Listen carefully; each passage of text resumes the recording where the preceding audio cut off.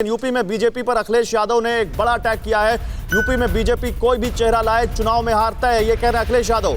योगी के राज में बेरोजगारी महंगाई बढ़ी है, ये अखिलेश यादव ने कहा और कहा कि योगी सरकार बताए कि सूबे में कितना इन्वेस्टमेंट हुआ। सुनिए क्या कह रहे हैं वो। किसानों की आय दोगुनी करने के लिए क्या किया है, जो हमारा नौजवान बड़े पैमाने पे बेरोजगार है, नौकरी नहीं मिल रही है, आखिरकार उनके लिए क्या किया है। इसी तरह लगातार डीजल पेट्रोल महंगा हुआ है, महंगाई कितनी ऊंचाइयों पे पहुंच गई। जिस प्रदेश ने प्रधानमंत्री दिया हो, जिस प्रदेश ने राष्ट्रपति दिया हो और बड़े बड़े आयोजन किए गए हों जिसमें कि व्यापार बढ़ाने का संकल्प लिया गया हो, तो आखिरकार इन्हें बताना चाहिए कि ज़मीन पर कितना पहुंचा है इन्वेस्टमेंट। तो ये तो वो सवाल हैं जो भारतीय जनता पार्टी को देना है। अगर इन सवालों के जवाब भारतीय जनता पार्टी पे नहीं हैं तो चेहरा ले आएँ, कोई भी नाम ले आएँ, कोई भी, जनता इस बार तैयार है भारतीय जनता पार्टी को हटाने के लिए। मनोज जी देखिए, चेहरा कोई ले आइए, आप पार्टी में कुछ भी कर दीजिए, लेकिन जनता में आपके बाद ना आप भरोसा नहीं रहा, ये अखिलेश यादव सीधे कह रहे हैं। देखिए, अगर भरोसा ना होता तो जनता हमें चुन करके नहीं भेजती। और जो अखिलेश यादव जी तो कृष्ण तथाकथित कृष्ण के अवतारी बन करके घूम रहे हैं, मैं इसे पूछना चाहता हूं कि आपकी सरकार में जिस तरह से गुंडाई चलती थी, कानून व्यवस्था ध्वस्त थी, भ्रष्टाचार चरम पर था, इसलिए आपको जनता ने नदारद किया। और योगी आदित्यनाथ जी तो कोरोना काल में भी युद्ध स्तर पर काम करते रहे। आपको पता होगा WHO ने कहा कि सबसे अच्छा कोई मॉडल है तो यूपी मॉडल है। चाहे विकास की रफ्तार हो, चाहे कानून व्यवस्था हो, किस तरह ध्वस्त हो गई थी। सफाई गांव के गुंडे खाना चढ़ाते थे। पता नहीं आप किस मॉडल की बात कर रहे हैं, WHO की किस तारीफ की बात कर रहे हैं। अभिषेक उपाध्याय ग्राउंड पर हैं, अभिषेक उपाध्याय ने वहां से ग्राउंड रिपोर्टिंग की। कोरोना काल क्या सबसे कमजोर कड़ी बन गया है इस सरकार की, अभिषेक, जिसकी तारीफ WHO ने की, बीजेपी जिसकी दलील दे रही है? देखिए, कोरोना काल बहुत बड़ा एक समस्या बन गया है और ये समस्या अंदर से आ रही है, बाहर की बात तो फिर भी छोड़ दीजिए। बीजेपी के अपने जो काडर है, अपने नेता, अपने कार्यकर्ता, ये सब के सब इस बात पे लगातार सरकार को घेर रहे हैं कि उनको सुविधाएं नहीं मिल पाई, वो अपने परिवार वालों को नहीं बचा पाए, यहाँ तक के आरोप लगे। और ये पब्लिक डोमेन में, ये ऐसा कुछ भी नहीं है जो मैं आपको आज कोई नई खबर दे रहा हूँ, ये सब लगातार पब्लिक डोमेन में आ रहे हैं। और यही वजह है कि इसके बाद AK शर्मा को भेजा गया, बनारस भेजा गया और उनके हाथ में 11 जिले दिए गए। कोई बीजेपी से इनकार नहीं कर सकता इस बात से। अगर सब कुछ ठीक ठाक रहता तो उनको जरूरत नहीं थी कि जो अभी MLC बने उनको जाकर के भेजा जाए कि वो कमान संभाले। और उन्होंने संभाला, और संभाला ही नहीं बल्कि उन्होंने वहां बेहतर करके दिखाया। काशी मॉडल की बड़ी चर्चा हुई है। काशी मॉडल के चलते बेड, वेंटिलेटर और तमाम जो ऑक्सीजन, ये सारी सुविधाएं उस इलाके में लोगों को मिली। लेकिन वहां पर दी जा रही थी और लखनऊ में कहा जा रहा था सब मौजूद है, बेड भी है, वेंटिलेटर भी है, ऑक्सीजन भी है, कहीं कोई किल्लत नहीं है।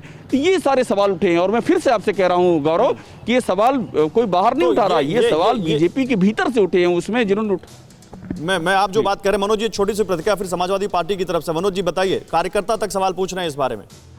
जी देखिए, ऐसा है कि गौरव जी, ये जो कोरोना महामारी आई है कि भारतवर्ष में नहीं आई है, पूरे विश्व समुदाय में आई है। और सीमित संसाधनों में कितना अच्छा करने का प्रयास किया है योगी आदित्यनाथ जी ने, तो सीमित संसाधनों में इष्टतम प्रयोग करते हुए अच्छा करने का प्रयास किया। इसीलिए जो T3 का जो फॉर्मूला लेके आई थी योगी सरकार, उसे WHO ने प्रशंसा की। आप WHO की प्रशंसा को भी नहीं मानेंगे, उनके सर्टिफिकेट को भी नहीं मानेंगे तो अलग विषय है। लेकिन सीमित संसाधनों में, इस महामारी में, इस आपदा के अंदर हमको पता है कि आपदा, ऐसी आपदा बार बार नहीं आती है, उसमें युद्ध स्तर पर। मैं यही सवाल लेके जाता हूं, देखिए समाजवादी पार्टी के नेता आप पे जो आरोप लगा रहे हैं, घनश्याम तिवारी से पूछ लेते हैं। घनश्याम तिवारी, किसी को नहीं पता था, अनप्रेसिडेंटेड समस्या थी ये। फिर आपके नेता, मैं आ रहा हूं मनोज जी एक मिनट, मनोज जी आप ही के सवाल लेके जा रहा हूं। फिर घनश्याम तिवारी, क्यों कोरोना काल तो सबको एक ऐसी समस्या थी ना जहां सबको मिल जाना था, जहां ये सब लोग कह रहे थे कि आइए सब मिलकर इससे लड़ें, फिर इस पर राजनीति क्यों? देखिए, पूरे 4.5 साल में या मोदी जी के 7 साल में भारतीय जनता पार्टी ने देश को तोड़ने की राजनीति की है, लोगों को तोड़ने की राजनीति की है, किसी को मिलाने की राजनीति। ये आरोप मत लगाइए उनके ऊपर कि किसी को मिलाना चाहते हैं। दूसरी बात, ये जो WHO के सर्टिफिकेट की बात करें तो फर्जी बात कर रहे हैं। WHO ने कब इनको गुड गवर्नेंस का सर्टिफिकेट दे दिया? तो इस तरह की फर्जी बात आपके जैसे प्रतिष्ठित प्लेटफॉर्म पर नहीं करनी चाहिए। जो हार्वर्ड का सर्टिफिकेट लेके घूम रहे थे वो भी फर्जी निकला, अपने प्रचार के नाम पे सर्टिफिकेट लेके घूम रहे थे। जिस व्यक्ति, जिस नेता के उप मुख्यमंत्री को उसे भरोसा नहीं हो, उसकी पार्टी को भरोसा नहीं हो, जनता को भरोसा नहीं हो, लाशें तैरती रही, लोग मरते रहे और वो नेता कहता रहा कि सबके पास बेड है, ऑक्सीजन है, अपने इनके एमएलए की मृत्यु हो गई। ऐसी परिस्थिति है जो न रोजगार दे सके, न शिक्षा दे सके, सिर्फ लोगों को लड़ा सके। मनोज इसके बारे में जवाब दे रहे, देखिए उससे लगातार सरकार से उस समय भी सवाल पूछे गए, अभी भी सवाल पूछे जा रहे हैं, लेकिन वैभव महेश्वरी का क्या विपक्षी पार्टियों से या उनके नेताओं से, उनके विधायकों से ये सवाल नहीं पूछा जाएगा कि भैया आप कहां थे? आपको भी तो विधायक फंड मिलता है, आप भी तो अपने लेवल पे मदद कर सकते थे। और बहुत सारे लोग आपकी पार्टी के, बीजेपी के नेताओं ने अपनी पर्सनल कैपेसिटी पर, हम सब देखते थे, बहुत सारे लोगों की मदद की। देखिए गौरव जी, मैं तो बताऊं कि डिबेट में मेरे साथ बैठा करते थे मनोज जी, इनके भारतीय जनता पार्टी के प्रवक्ता थे, बहुत ही प्रखर प्रवक्ता थे, बहुत अच्छे इंसान थे। और जब वो कोरोना से ग्रसित हुए तो वो लगातार फोन करते रहे अपनी पार्टी के नेताओं को, एक वेंटिलेटर का इंतजाम नहीं कर पाए। अंत में उन्होंने अपने किसी निजी साधन से वेंटिलेटर का इंतजाम किया और बाद में उनकी बहुत दुखद मृत्यु हो गई। ये हालत थी। हमने देखा कि किस तरह से विधायकों और मंत्रियों को खोया यहाँ पर सरकार ने, बदइंतजामी के हालात ये थे। और उसके बाद भी अहंकार में डूबे हुए मुख्यमंत्री लगातार टीवी पर आकर एक धमकी भरे लहजे में ये कहा करते थे कि कोई ऑक्सीजन की कमी नहीं है, रेमडेसिविर की कमी नहीं है। और जिन जिन लोगों ने ऑक्सीजन मांगा और कुछ किया तो अस्पतालों के ऊपर, पत्रकारों के ऊपर मुकदमे किए गए बेशर्मी के साथ में। यानी कि आवाज को दबाने का काम किया गया, ये कि नहीं कि आप व्यवस्था कराएं, जिस समय प्रदेश मर रहा है तो व्यवस्था कराएं। तो फिर ये आरोप तो फिर दिल्ली की सरकार पर सबसे ज्यादा लग सकता है वैभव जी। दिल्ली की सरकार में ऑक्सीजन कहते हुए केवल केंद्र सरकार पर सारा पल्ला झाड़ा और सुप्रीम कोर्ट ने खुद दिल्ली सरकार को फटकार लगाई थी इसको लेकर।